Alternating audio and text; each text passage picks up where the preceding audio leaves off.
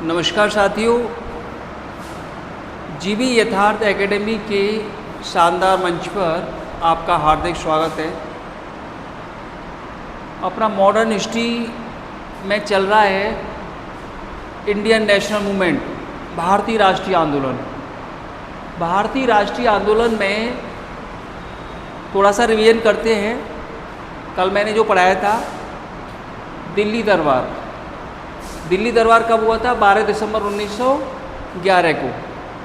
दिल्ली दरबार के समय भारत का गवर्नर जनरल कौन था? Lord Hardinge. Lord Hardinge second. और इसका कार्यकाल कितना था? 1910 से 1916 तक ये भारत का गवर्नर जनरल था। इससे पहले की बात है, 1905 में लॉर्ड कर्जन भारत का गवर्नर जनरल था। 1905 में लॉर्ड कर्जन ने बंगाल का विभाजन किया था, तो बंगाल विभाजन का बहुत ज़्यादा विरोध हुआ था। अतः ब्रिटिश सरकार ने जांच के लिए कि भाई भारत की जनता, बंगाल की जनता बंगाल विभाजन का इतना विरोध क्यों कर रही है, एक कमेटी बनाई थी। 1906 में कौन सी कमेटी बनाई है? Arundel committee. और इस कमेटी का अध्यक्ष कौन था? George Arundale. इस कमेटी ने जांच करने के बाद जो सुझाव दिया था, भाई बंगाल का विभाजन रद्द होना चाहिए। अतः बंगाल का विभाजन रद्द कर दिया था। और दिल्ली दरबार लॉर्ड हार्डिंग ने किस खुशी में मनाया था? लॉर्ड हार्डिंग ने किस खुशी में मनाया था? ब्रिटिश सम्राट जॉर्ज पंचम और महारानी मैरी दोनों भारत की यात्रा पर आए थे। इन दोनों के स्वागत में लॉर्ड हार्डिंग ने दिल्ली दरबार का आयोजन किया था। जॉर्ज पंचम की ओर से लॉर्ड हार्डिंग ने इस दिल्ली दरबार में दो घोषणाएं की थी। पहली घोषणा क्या थी? बंगाल का विभाजन रद्द किया जाएगा। तो बंगाल का विभाजन किस तारीख को रद्द कर दिया? 12 दिसंबर 1911 को। तो विभाजन जब किया था उस समय असम और पूर्वी बंगाल को मिलाकर एक प्रांत बनाया था, जिसकी राजधानी ढाका बनाई थी। दूसरे प्रांत में पश्चिमी बंगाल, बिहार, उड़ीसा को मिलाया था और इसकी राजधानी कलकत्ता बनाई थी। लेकिन विभाजन समाप्त होने के बाद, जैसे विभाजन रद्द कर दिया, उसके बाद पुनः क्या स्थिति थी? असम को अलग प्रांत बना दिया, पूर्वी बंगाल और पश्चिमी बंगाल को मिलाकर एक बंगाल बना दिया, और उड़ीसा को बिहार में मिलाकर के बिहार प्रांत बनाया था। तो बिहार, बंगाल और असम, ये तीन नए प्रांत हो गए थे विभाजन रद्द होने के बाद 1911 में। तो दिल्ली दरबार में पहली घोषणा कि भाई बंगाल का विभाजन रद्द कर दिया गया। दिल्ली दरबार में दूसरी घोषणा क्या थी? भारत की राजधानी कलकत्ता के स्थान पर दिल्ली बनाई जाएगी। साथियों ध्यान रखना, 1 अप्रैल 1912, 1 अप्रैल 1912 से पहले, 1 अप्रैल 1912 से पहले भारत की राजधानी कहाँ थी? कलकत्ता थी। 1 अप्रैल 1912 से पहले भारत की राजधानी कहाँ थी? कलकत्ता। लेकिन 1 अप्रैल 1912 को भारत की राजधानी कलकत्ता के स्थान पर कहाँ बनाई गई? दिल्ली। ध्यान रखना, बहुत ही अच्छा क्वेश्चन है, मोस्ट क्वेश्चन है, बार बार पूछा जाता है। और वैसे भी आपको याद होना चाहिए, ये तो सामान्य सी बात है, ये तो सबको मालूम होना चाहिए भाई भारत की राजधानी दिल्ली कब से है? 1 अप्रैल 1912 से भारत की राजधानी दिल्ली है। इससे पहले कहाँ थी? कलकत्ता थी।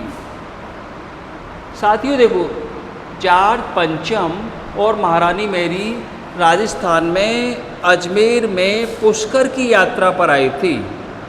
ध्यान रखना, राजस्थान के किसी भी एग्जाम में ये पूछा जा सकता है। भाई पुष्कर तो वैसे भी धार्मिक प्लेस है। इससे आगे अपन ने पढ़ा था होम रूल आंदोलन या स्वशासन आंदोलन, होम रूल मूवमेंट एक ही बात है। इसी का एक और नाम है होम रूल लीग। कब चलाया गया था? 1916 में। इस होम रूल आंदोलन के इसमें दो मुख्य नेता थे। अगर दोनों मुख्य नेताओं में बात करें, जैसे एनी बेसेंट और बाल गंगाधर तिलक, दो मुख्य नेता थे, दोनों ने मिलकर आंदोलन चलाया था। अगर दोनों नेताओं में से भी पूछ लिया जाए कि भाई होम रूल आंदोलन का मुख्य नेता कौन था, तो आपको लगाना है एनी बेसेंट, क्योंकि एनी बेसेंट ने ही इस होम रूल आंदोलन की योजना बनाई थी। प्रारूप किसने तैयार किया था? एनी बेसेंट ने। अतः होम रूल आंदोलन की संस्थापक जनक कौन थी? Annie Besant. तो सामान्यतः बाल गंगाधर तिलक और एनी बेसेंट दो नेताओं ने मिलकर चलाया था, लेकिन आंदोलन की बड़ी नेता, मुख्य नेता थी एनी बेसेंट। देखो, होम रूल आंदोलन का उद्देश्य क्या है? ब्रिटिश शासन के अधीन रहकर स्वराज प्राप्त करना। हमें पूर्ण स्वराज नहीं चाहिए अभी। इस आंदोलन का उद्देश्य अभी पूर्ण स्वराज नहीं है, कंप्लीट इंडिपेंडेंस नहीं है। इनका उद्देश्य केवल स्वराज प्राप्त करना। और इस स्वराज का मतलब क्या था? इनका कहना था, भाई अंग्रेज़ों, आप भारत में बने रहो, लेकिन भारत की जनता के अधिकार जनता को मिल जाने चाहिए। इनका कहने का उद्देश्य ये था। तो इस आंदोलन की योजना किसने बनाई है? एनी बेसेंट ने बनाई है। एनी बेसेंट कहाँ की रहने वाली थी? आयरलैंड की निवासी थी। ये आयरलैंड से भारत में क्यों आई थी? ये थियोसॉफिकल सोसाइटी की सदस्य थी। अतः ये भारत में इस सोसाइटी का प्रचार प्रसार करने के उद्देश्य से भारत में आई थी। इन्होंने अपना मुख्य केंद्र होम रूल आंदोलन चलाने के लिए इन्होंने अपना मुख्य केंद्र भारत में कहाँ पर बनाया था? अडयार। मद्रास में एक शहर है अडयार, यहाँ पर बनाया था।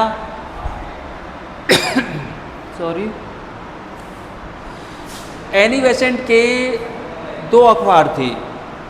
दो अखबार कौन कौन से? कॉमनवील और न्यू इंडिया। कॉमनवील और न्यू इंडिया दोनों ही अखबार, दोनों ही समाचार पत्र अंग्रेजी भाषा में हैं।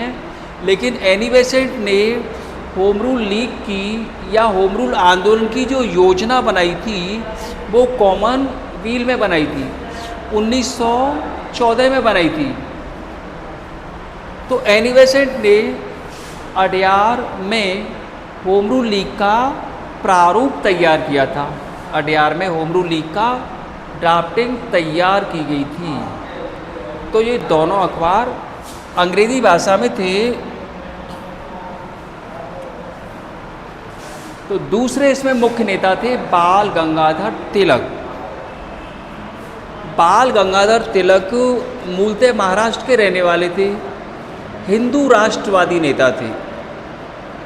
भारत को पूर्ण स्वतंत्र कराने के पक्ष में रहते थे। हिंदू राष्ट्रवादी थे, क्योंकि देखो इन्होंने 1893 में गणेश उत्सव और 1895 में शिवाजी उत्सव मनाई थी। और ये दोनों उत्सव मनाने का इनका उद्देश्य था, भाई भारत में हिंदू धर्म प्रबल होना चाहिए। तो इनके दो अखबार थे, केसरी और मराठा। केसरी किस भाषा में है? मराठी भाषा में है। मराठा किस भाषा में है? अंग्रेजी भाषा में है। तिलक अधिकतर अपने जो लेख लिखते थे, ब्रिटिश सरकार की नीतियों के खिलाफ जो लेख लिखते थे, वो अपने अखबार केसरी में लिखते थे, क्योंकि केसरी मराठी भाषा में है और मराठी भाषा को महाराष्ट्र की सामान्य जनता आसानी से समझ सकती थी। अतः तिलक के लेख अधिकतर केसरी अखबार में ही लिखे जाते थे। ये दोनों अखबार तिलक ने कब प्रकाशित कराए थे? 1881। 1881 में ये दोनों अखबार निकाले गए थे।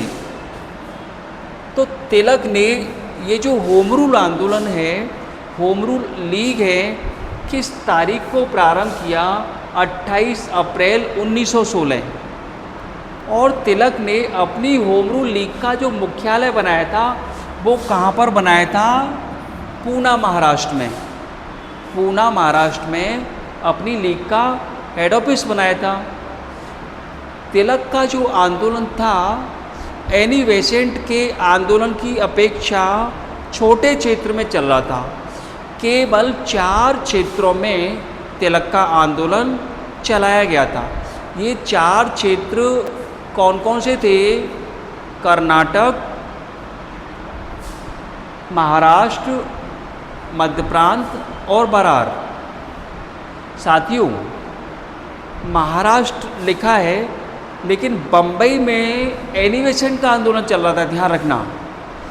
बम्बई में एनी बेसेंट की लीग काम कर रही थी। तो तिलक के 4 क्षेत्र थे, कर्नाटक, महाराष्ट्र, मध्य प्रांत और बरार। वर्तमान में एमपी को उस समय मध्य प्रांत कहा जाता था। तो महाराष्ट्र, ध्यान रखना है, बम्बई को छोड़कर बम्बई में एनी बेसेंट की लीग काम कर रही थी। तिलक की जो लीग थी उसकी 6 शाखाएं थी। छोटे क्षेत्र में था।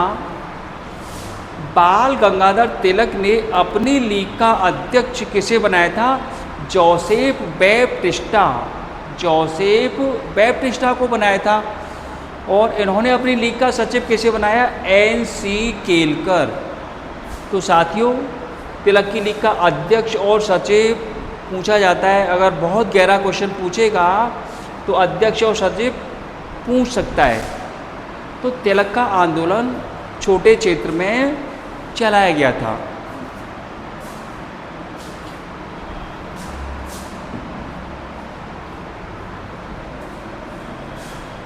बाल गंगाधर तिलक ने इसी समय होम रूल आंदोलन के समय एक नारा दिया था, स्वराज मेरा जन्मसिद्ध अधिकार है, मैं इसे लेकर रहूँगा।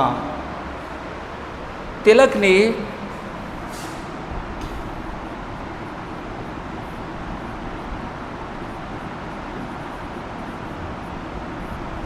बाल गंगाधर तिलक ने इस आंदोलन के समय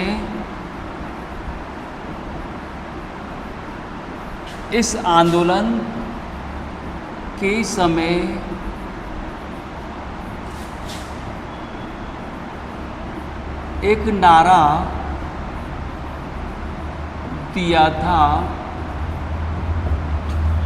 नारा दिया था, स्वराज मेरा जन्मसिद्ध अधिकार है। स्वराज मेरा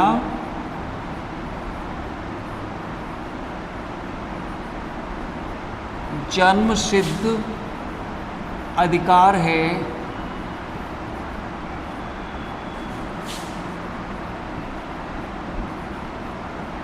मैं इसे लेकर रहूँगा।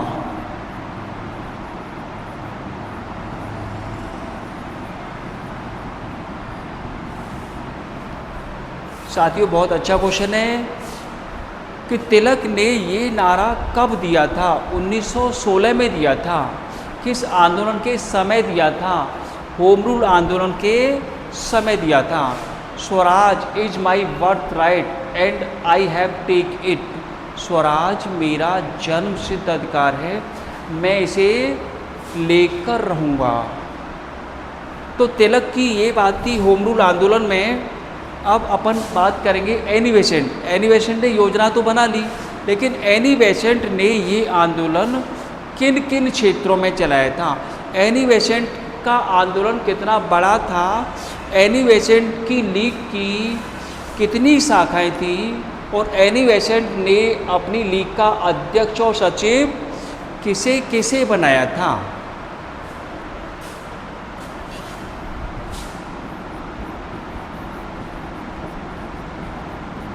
एनी बेसेंट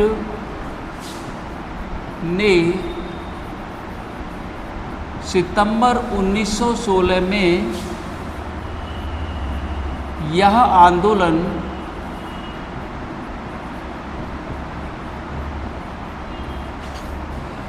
प्रारंभ किया था। यह आंदोलन प्रारंभ किया था। ध्यान रखना, एनी बेसेंट अपनी लीग की स्वयं अध्यक्ष थी। एनी बेसेंट अपनी लीग की स्वयं अध्यक्ष थी, लेकिन इन्होंने अपनी लीग का सचिव जॉर्ज अरुंडेल को बनाया था। इन्होंने अपनी लीग का सचिव जॉर्ज अरुंडेल को बनाया था। ये अपनी लीग की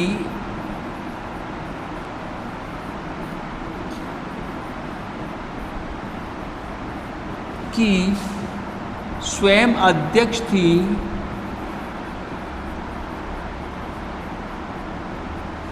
स्वयं अध्यक्ष थी। इन्होंने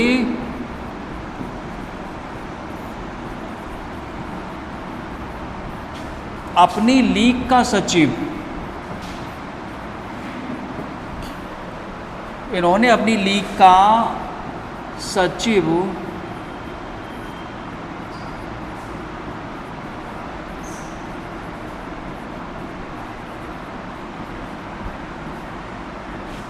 जॉर्ज अरुंडेल को बनाया था। जॉर्ज अरुंडेल को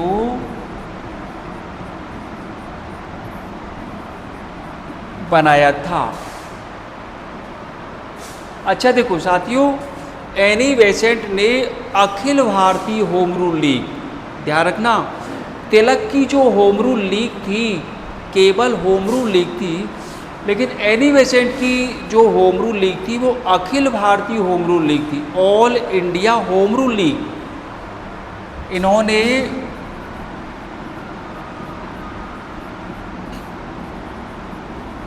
अडयार,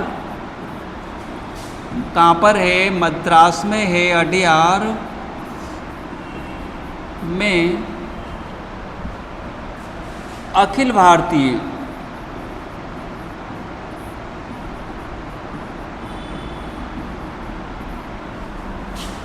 भारतीय होम रूल लीग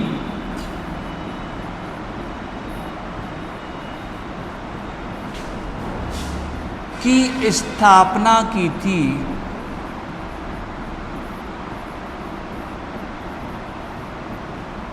साथियों बहुत अच्छा क्वेश्चन है। Akhil Bharatiya home rule league किसकी थी? तिलक और एनी बेसेंट दोनों में से एनी बेसेंट की, क्योंकि एनी बेसेंट की लीग भारत में बड़े क्षेत्र में काम कर रही थी। एनी बेसेंट की लीग की 200 शाखाएं थी, क्योंकि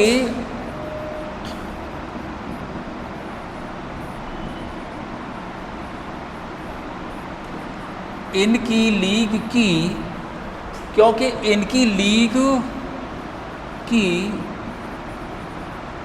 200 शाखाएं थी, क्योंकि इनकी लीग की 200 शाखाएं थी।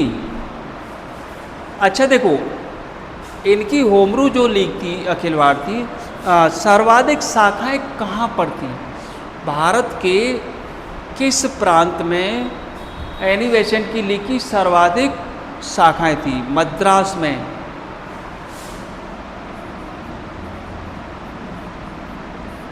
मद्रास में इनकी लीग की सर्वाधिक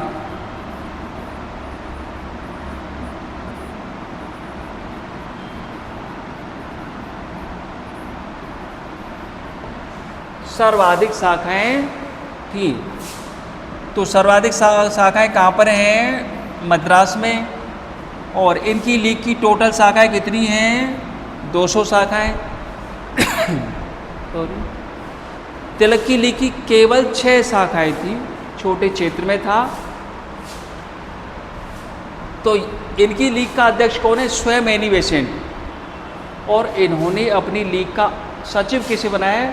जॉर्ज अरुंडेल। इन्होंने अपनी लीग का सचिव किसे बनाया है?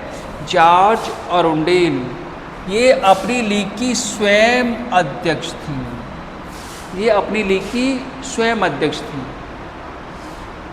आगे बात करें, जैसे इनका आंदोलन चल रहा था तो इनका उद्देश्य क्या था? भाई पूरे भारत की जनता को संगठित करके ब्रिटिश सरकार पर एक दबाव बनाना है।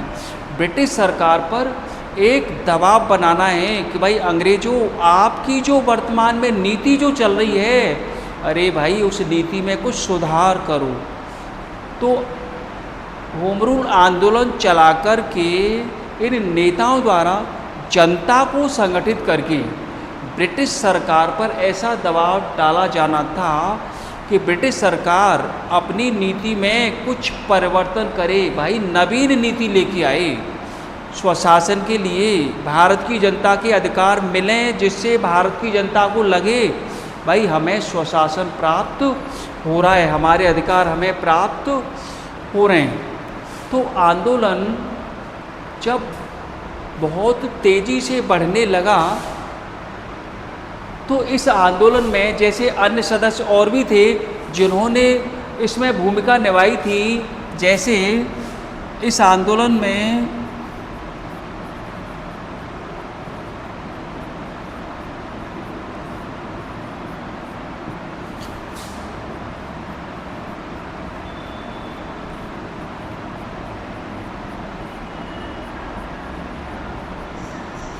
जवाहरलाल नेहरू, बीपी बाड़िया, जे बनर्जी,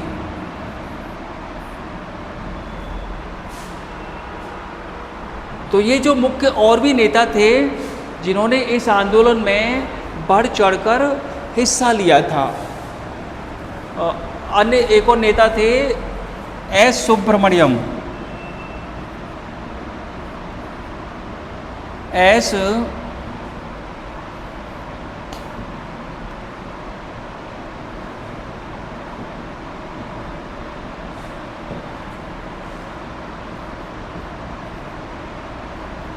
एस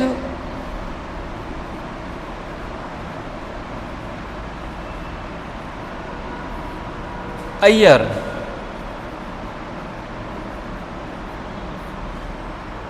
इन नेताओं ने एनी बेसेंट के साथ आंदोलन चलाने में महत्वपूर्ण भूमिका निभाई थी। जो आंदोलन जब चरम सीमा पर पहुंच गया तो अंग्रेज़ों ने, ब्रिटिश सरकार ने एनी बेसेंट को और जॉर्ज अरुंडेल, एनी बेसेंट को, जॉर्ज अरुंडेल को और बीपी बाड़िया को, तीनों को गिरफ्तार किया और गिरफ्तार करके इनको जेल भेज दिया। तो यहाँ पर साथियों क्वेश्चन आ जाता है, भाई होम रूल आंदोलन के समय एनी बेसेंट को गिरफ्तार करके कौन सी जेल में भेजा था, किस शहर की जेल में भेजा था? तमिलनाडु में एक शहर है ऊटी या उटकमंड। तो इस आंदोलन ने जब जोर पकड़ा, जब बढ़ता गया और ब्रिटिश सरकार, अंग्रेज लोग जैसे घबराने लगे, भाई आंदोलन बढ़ता जा रहा है, तो आंदोलन की चरम सीमा को देखते हुए अंग्रेजों ने एनी बेसेंट, बीपी बाड़िया और जॉर्ज अरुंडेल तीनों को गिरफ्तार करके जेल भेज दिया था। और एनी बेसेंट को कौन सी जेल में भेजा था? ऊटी। तो आंदोलन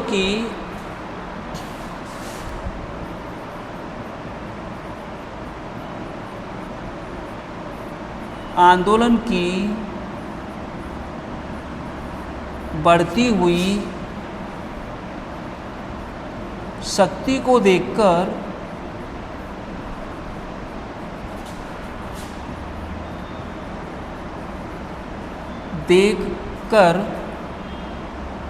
अंग्रेजों ने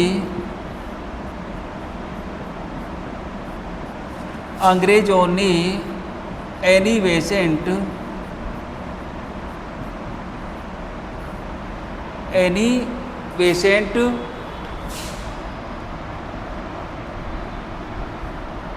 जॉर्ज अरुंडेल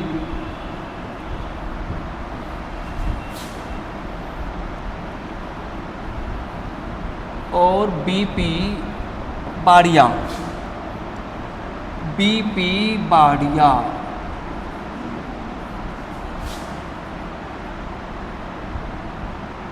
इनको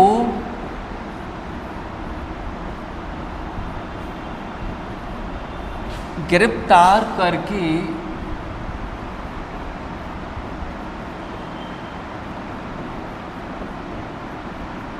जेल भेज दिया था।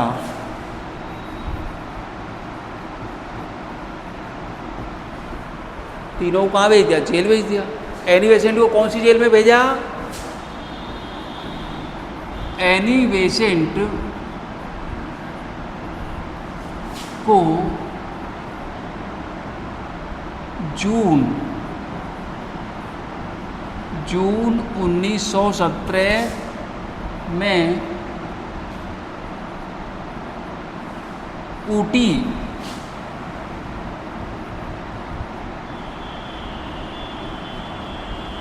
ओटकमंड, ऊटी का नाम है ओटकमंड, और ये ऊटी कहाँ पर है? मद्रास में है।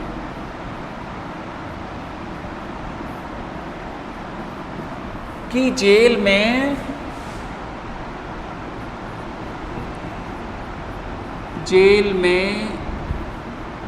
भेज दिया था। जब एनी बेसेंट को गिरफ्तार करके जेल भेज दिया तो भाई ये तो बहुत गलत बात हो गई। यहाँ पर एक नेता थे जिन्होंने एनी बेसेंट की गिरफ्तारी के विरोध में अपनी नाइटहुड की उपाधि ब्रिटिश सरकार को वापस कर दी थी। साथियों ध्यान रखना, कौन से नेता थे? होम रूल आंदोलन के समय एनी बेसेंट की गिरफ्तारी के विरोध में एस सुब्रमण्यम ने अपनी नाइटहुड की उपाधि ब्रिटिश सरकार को, अंग्रेजों को वापस कर दी थी। अतः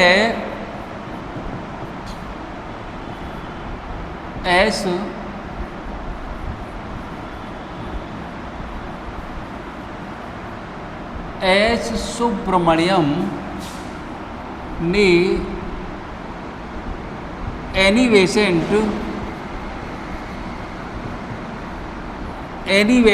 की गिरफ्तारी के विरोध में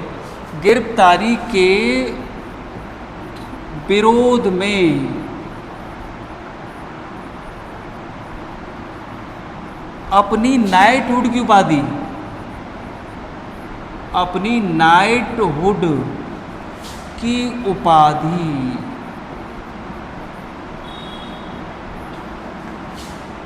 सरकार को वापस कर दी थी।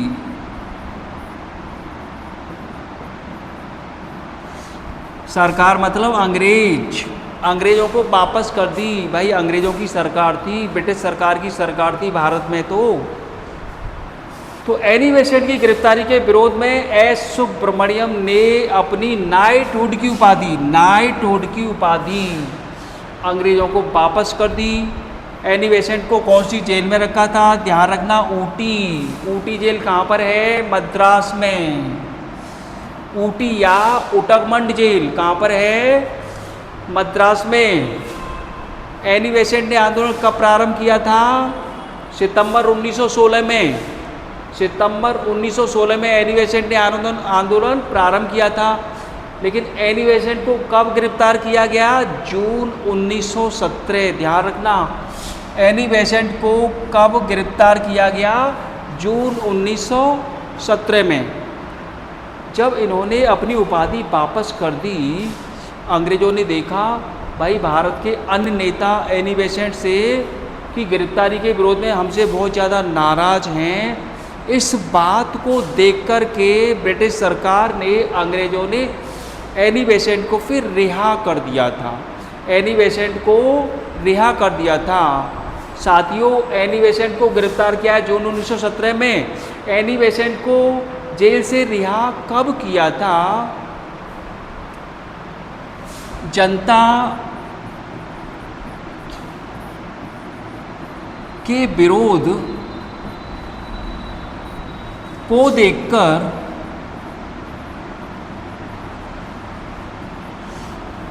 सरकार ने सितंबर 1917 में एनी बेसेंट को जेल से रिहा कर दिया था।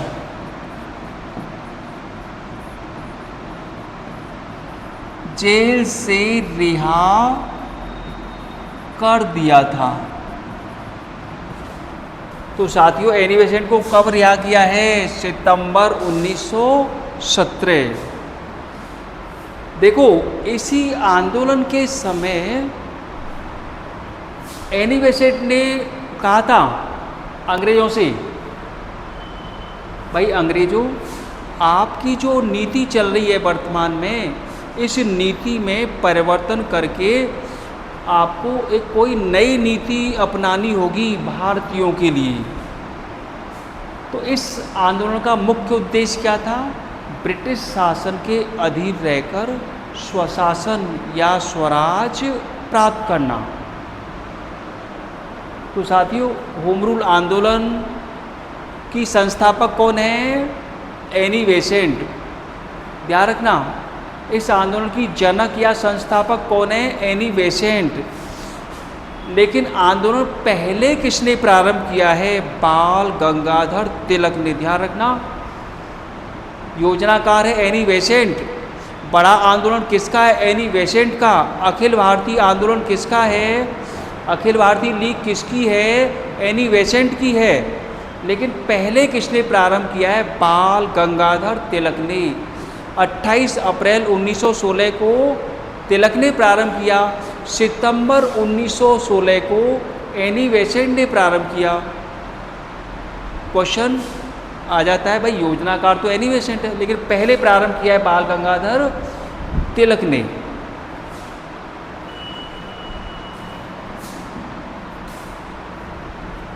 साथियों, आगे वाला टॉपिक है कांग्रेस का लखनऊ सेशन। कांग्रेस का लखनऊ अधिवेशन 1916।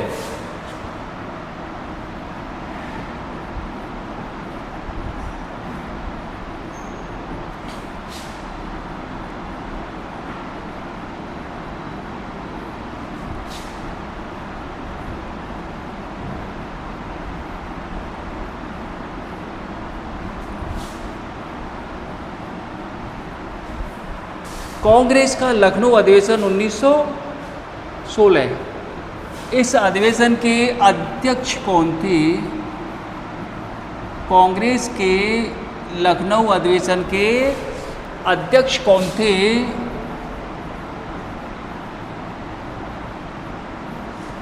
अंबिका चरण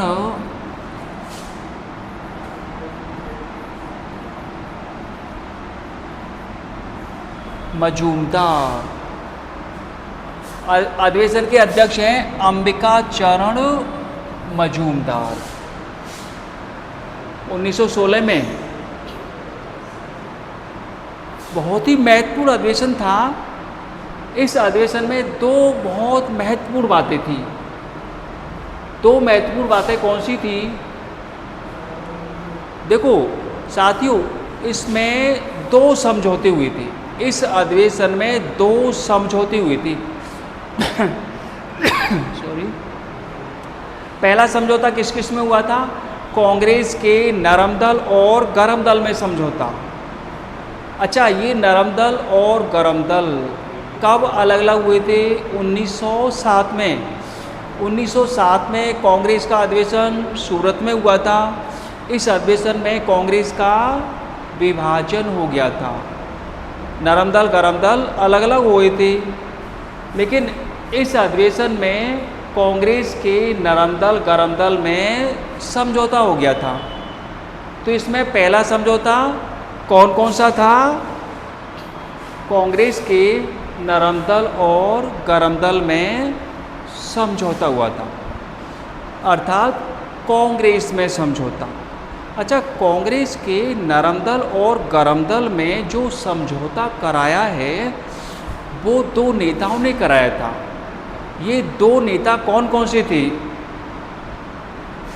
बाल गंगाधर तिलक और एनी बेसेंट। बाल गंगाधर तिलक और एनी बेसेंट दोनों ने मिलकर के कांग्रेस के नरम दल और गरम दल में समझौता कराया था। इसी अधिवेशन में दूसरा समझौता कौन सा हुआ था? कांग्रेस और मुस्लिम लीग में समझौता। भाई, मुस्लिम लीग अब कांग्रेस के साथ शामिल हो गई। 30 दिसंबर 1906 को जब मुस्लिम लीग की 30 दिसंबर 1906 को जब मुस्लिम लीग की स्थापना हुई थी, उस समय मुस्लिम लीग का उद्देश्य क्या था? कांग्रेस की नीतियों का विरोध करना, अंग्रेज़ों से मिलकर रहना, भारत में मुसलमानों के राजनीतिक अधिकारों की सुरक्षा करना। 1906 में मुस्लिम लीग के ये सब उद्देश्य थे। लेकिन भाई, अब मुस्लिम लीग कांग्रेस के साथ शामिल हो गई, कांग्रेस के साथ समझौता कर लिया मुस्लिम लीग ने। अच्छा, कांग्रेस और मुस्लिम लीग में जो समझौता कराया था ये भी दो नेताओं ने कराया था। इसमें दो नेता कौन कौन से थे? कौन कौन से थे? बाल गंगाधर तिलक और मोहम्मद अली जिन्ना। बाल गंगाधर तिलक और मोहम्मद अली जिन्ना। साथियों, बहुत अच्छा क्वेश्चन है। बाल गंगाधर तिलक दोनों में कॉमन है। कांग्रेस के नरम दल गरम दल में जब समझौता हुआ है तो उसमें कौन है? Annie Besant. कांग्रेस और मुस्लिम लीग में हुआ है तो उसमें कौन है? मोहम्मद अली जिन्ना। तो इसमें दो महत्वपूर्ण समझौते हुए थे।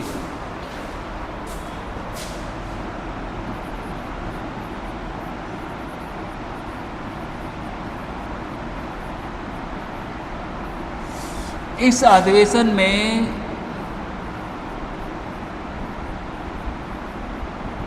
दो समझौते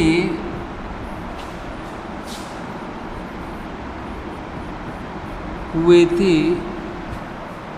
पहला समझौता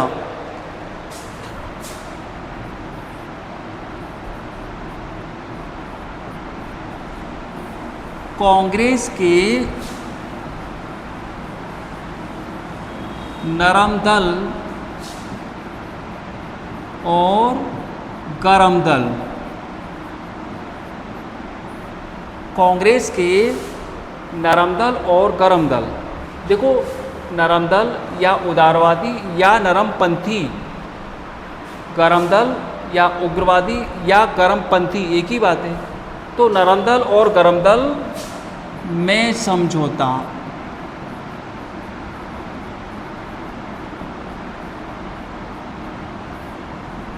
हुआ था।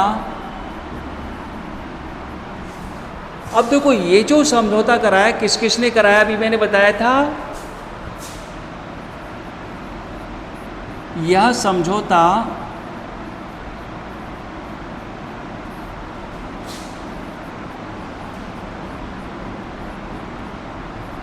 बाल गंगाधर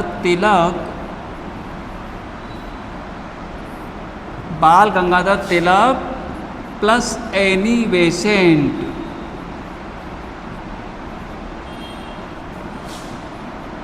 ने कराया था। अच्छा, इसमें देखो दूसरा समझौता कांग्रेस तथा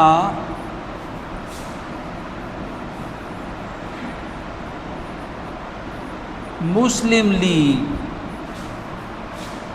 में समझौता हुआ था।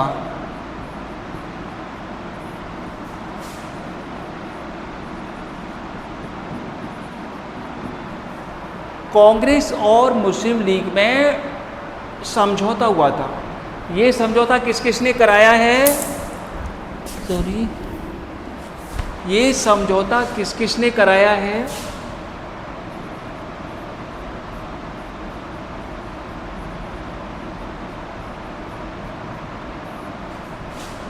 यह समझौता बाल गंगाधर तिलक और मोहम्मद अली जिन्ना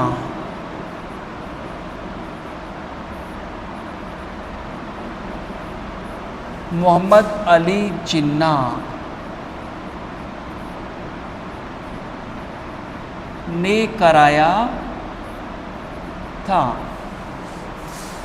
तो साथियों, आप यहाँ पे आपको ध्यान रखना है, बाल गंगाधर तिलक ये दोनों में कॉमन है। आपको ध्यान रखना है भाई, दोनों समझौतों में बाल गंगाधर तिलक हैं, लेकिन यहाँ पर कौन है? कांग्रेस के समझौते वाले में कौन है? यहाँ पर हैं एनी बेसेंट। और मुस्लिम लीग वाले समझौते में कौन है? मोहम्मद अली जिन्ना। ये जो मोहम्मद अली जिन्ना वही मोहम्मद अली जिन्ना है जिसने भारत का विभाजन कराया था। देखो, भारतीय राष्ट्रीय आंदोलन के प्रारंभिक समय में असहयोग आंदोलन तक की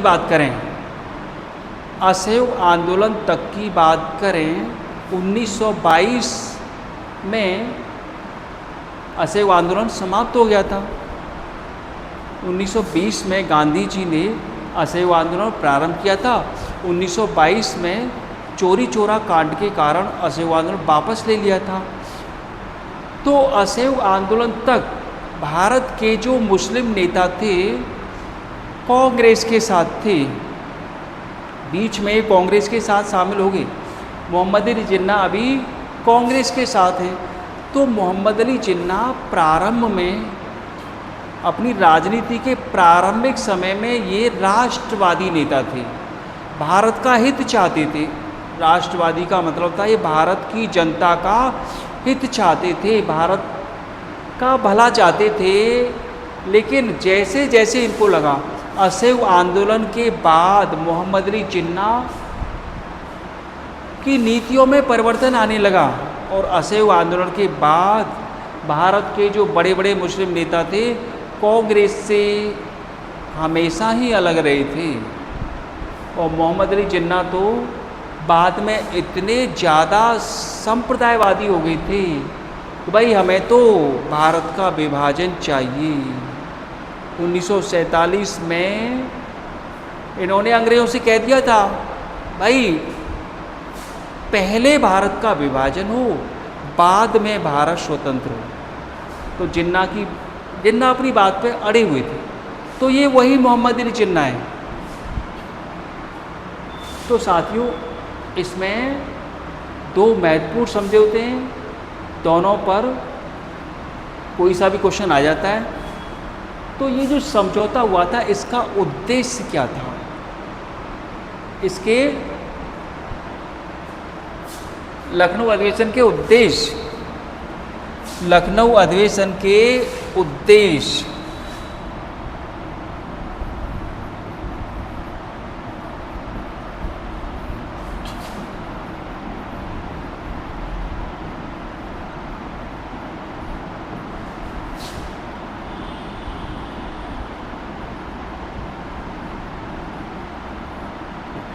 क्या क्या उद्देश्य थे? देखो, केंद्रीय विधान परिषद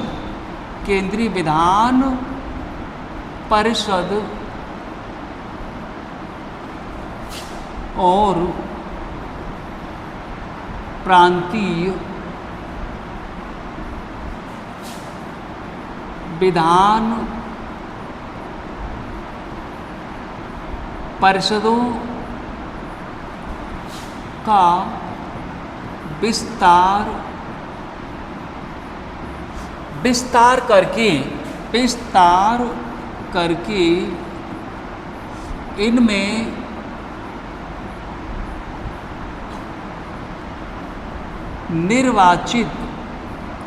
इनमें निर्वाचित सदस्यों की संख्या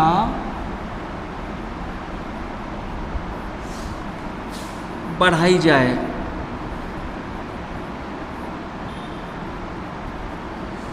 इनमें निर्वाचित सदस्यों की संख्या बढ़ाई जाए। देखो अभी भारत में क्या है, संसद, और संसद के वर्तमान में दो भाग हैं, लोकसभा और राज्यसभा। लेकिन 1919 से पहले केवल एक ही सदन था जिसका नाम था केंद्रीय विधान परिषद। 1919 में इसके दो भाग बना दिए थे, एक था राज्य परिषद और एक का नाम था केंद्रीय विधानसभा। तो केवल एक ही सदन है, केंद्रीय विधान परिषद, जिसे संसद कहा जाता था। इसमें दूसरा पॉइंट था वायसराय।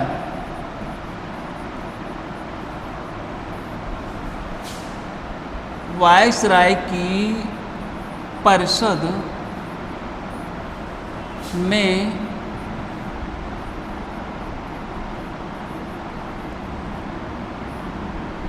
भारतीयों की संख्या बढ़ाई जाए।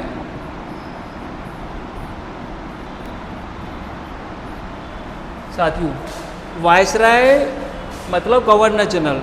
गवर्नर जनरल की जो कार्यकारी परिषद होती थी, एग्जीक्यूटिव जो काउंसिल होती थी, उसमें अधिकतर जो मंत्री या जो सदस्य होते थे वो अंग्रेजी होते थे। तो भारतीय नेताओं ने कहा, कांग्रेस के नेताओं ने कहा, भाई वायसराय की जो काउंसिल है इसमें भारतीय सदस्यों की संख्या बढ़ाई जाए। इसमें तीसरा पॉइंट था भारत को अविलंब स्वशासन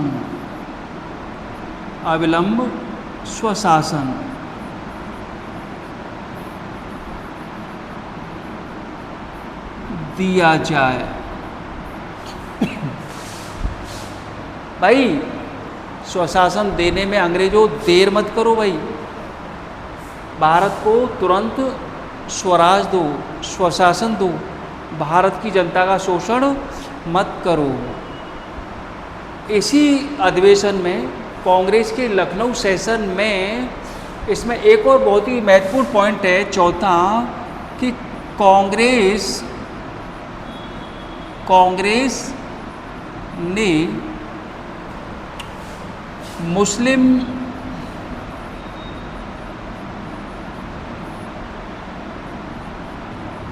जनता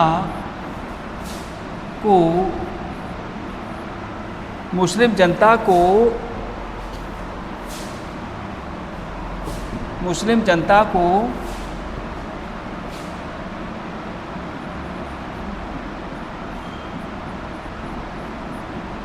अंग्रेजों द्वारा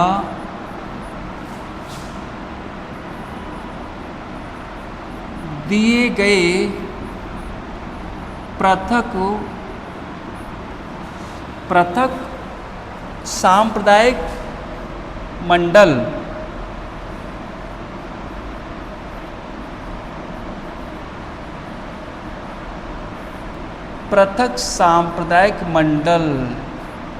की व्यवस्था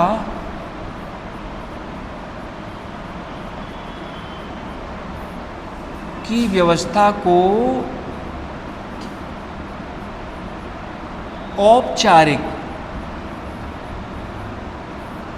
औपचारिक मान्यता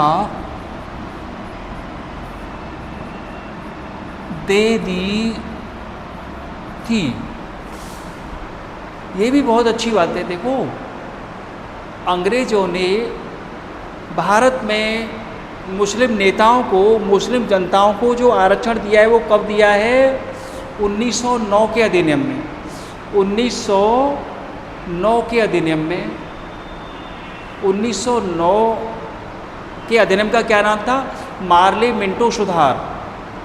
तो मार्ले मिंटो सुधार में ब्रिटिश सरकार ने, अंग्रेज़ों ने भारत में मुसलमानों के लिए पृथक सांप्रदायिक निर्वाचन मंडल बनाई थी, अर्थात मुसलमानों को आरक्षण दे दिया था।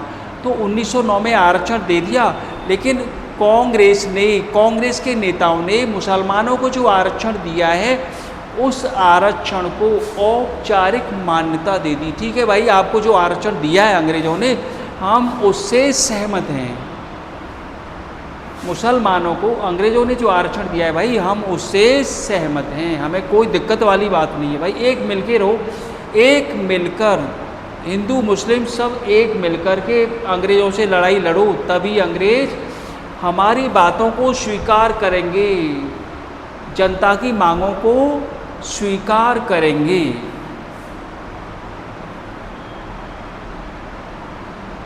तो साथियों, आज इतना ही। उम्मीद है सही रहा होगा।